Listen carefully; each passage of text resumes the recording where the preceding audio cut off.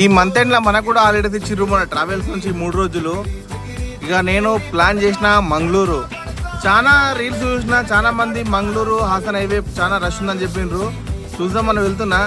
3 days holidays ఉన్నా కదా, ఫ్యామిలీతోని మన కటిల్ దుర్గా పరమేశ్వరి అమ్మవారి టెంపుల్కి వెళ్దామని బయలుదేరిన. మన బెంగళూరు నుంచి మ్యాక్సిమము 350 కిలోమీటర్ వస్తుంది. అది అంటే 8 hour జర్నీ. ఘాట్ సెక్షన్ అంతా ఉంటుంది. వచ్చి చూసేసరికి టోల్ దగ్గర మాత్రము కిలోమీటర్ జాము. ఏ హోటల్ పోయినా జనాలు, అబ్బాబ్బాబ్బా జనాలు ఏమో అనుకున్నా కానీ ఎంజాయ్మెంట్ మాత్రము మస్తు చేస్తారు. ఎట్లా పని చేస్తారో అట్లా ఎంజాయ్ చేస్తారు, తప్పులేదు. హాసన్ హైవే మాత్రము నంబర్ 1 హైవే.